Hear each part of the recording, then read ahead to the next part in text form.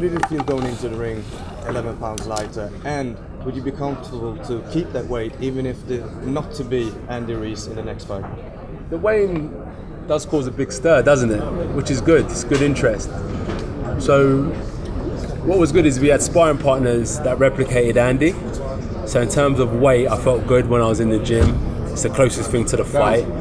So in terms of my weight, if I have to fight like a Pulev or something and I get replicas of him in the gym and I'm speaking to Rob and I'm like, coach, I feel like this or like that, we're just going to adjust due to opponent and due to how I feel in sparring. So you never know, weight's going to go up. I don't think it'll go any further down.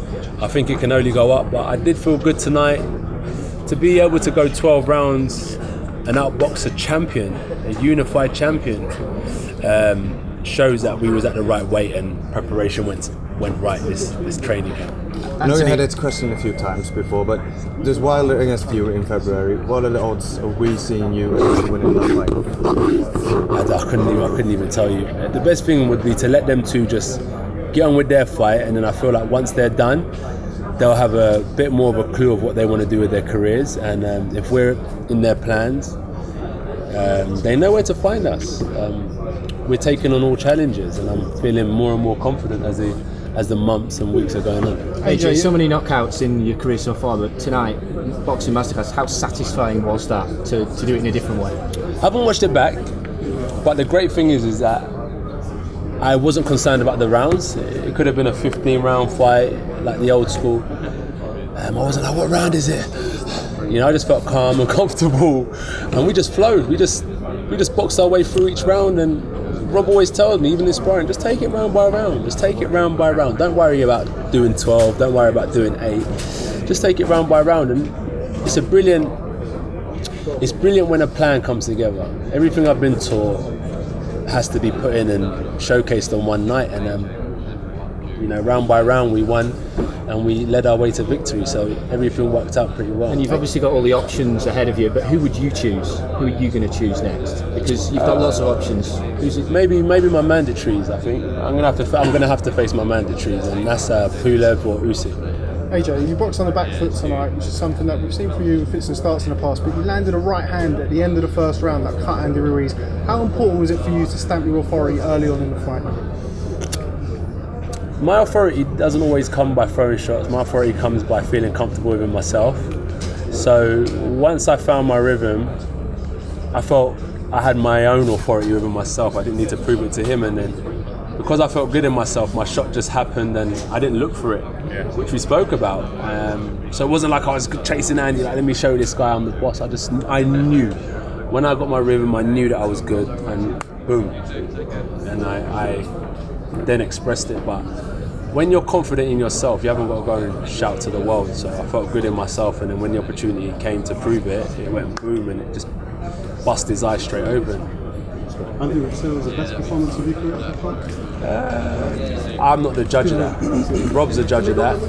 There's definitely a lot to work on, but the main thing is we got the win, and we're the current heavyweight champion of the world, and it means a lot more than it did the first time. You've done Saudi Arabia. When will Nigeria be a venue for you? If they're calling, we'll go crawling. Anthony, how much credit does this man to you deserve? Man, we'd have to give him a round of applause. I don't think people understand, like, remember when I leave your trainer, I leave this, man, these fucking clowns, man. Do you know what I mean? Like, boxing ain't just about learning how to throw a punch. It's learning about life. Art imitates boxing. Sometimes they say art imitates life, but real life, what you learn in boxing, you take into the real world. And Rob's backed me, man, from day one. Day one, told me about certain things. I might not have been in this position if it weren't for Rob. I don't really care if Rob teaches me how to throw a punch.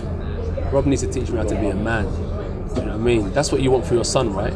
You want your kids or your cousins or your brothers to be around people who can teach them how to be men and teach them how to be respectful, rather than just learning how to throw a punch. And Rob is a proper, not only a student of the game who's fought his way through the pro ranks himself, but he's got a lot of love and respect for me, and he wants to see me do well, and he wants to lead me in the right direction, and it's a blessing to have him in my corner.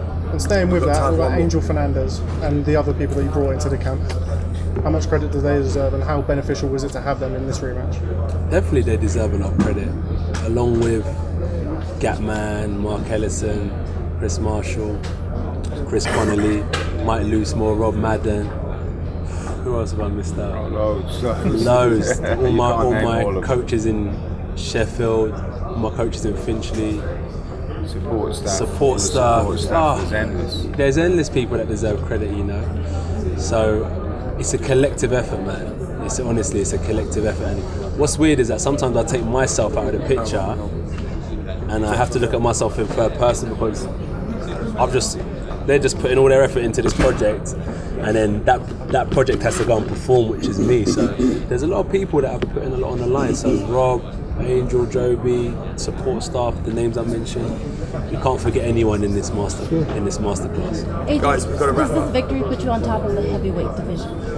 I'll leave that to the public to make the decision. I can't keep on trying to prove everything to the world. I'll let people decide where they want to put me, and I'm just going to be content with myself now. I know you mentioned your mandatories, but everyone was saying that the winner of this fight, the fans want to see, well, now you against the winner of Wilder Fury. This is it. This is it, right?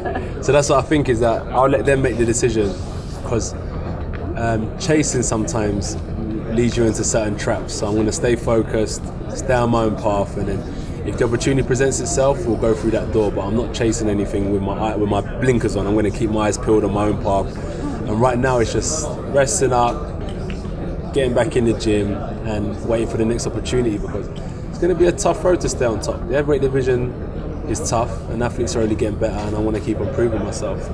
Thank you. We have to leave. I'm sorry. You broke a lot of No. We have to Mexican go. hearts.